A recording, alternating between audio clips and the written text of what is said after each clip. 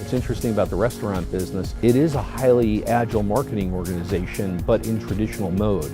It's just that that whole apparatus hasn't really adapted to a digital world yet. Executives we spoke with in the food and beverage industry tell us compared to other retailers, they have a lot of trouble keeping up with digital transformation. And one example are digital kiosks. Now, back in New York City, you'd be hard-pressed to find a digital kiosk in a restaurant, but I'm in Korea right now and I'm finding out from people that in most of Asia, they're really prevalent, like here in this McDonald's. Come check it out.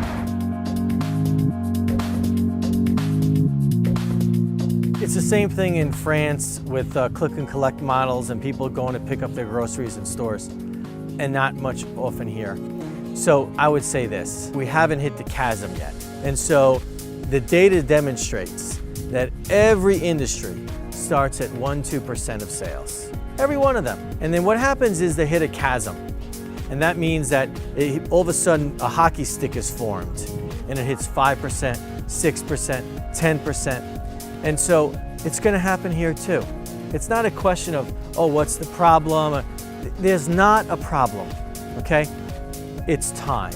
In fact, some of the executives we spoke with at our NG Retail Summit say they're ready to lead the way and embrace new digital platforms in their U.S. brick-and-mortar locations. We're changing our point of sale system to a new POS provider, one that's going to allow us the flexibility, because you're now having technology companies that are focused more on the software and the flexibility of how do we actually impact this business with their needs. Phase 2 is going to be the self-service kiosk, the checkout, because once the customer does most of the heavy lifting, literally and figuratively, you put it on the scale, and now if we have a mobile cash or credit card transaction, it's done. And you're seeing this in even some of the Walgreens and the CVS have this, where you can have the one teller or the one employee be able to manage 4 or 5 different checkout points.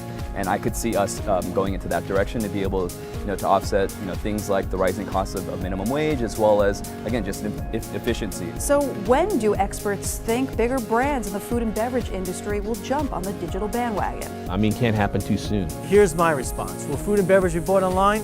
Yes. When? In the next 5 years. How much? Somewhere between 5 and 10%. How do I know? Because the data says so. It has happened for every other industry. And I'm confident it will happen in food and beverage.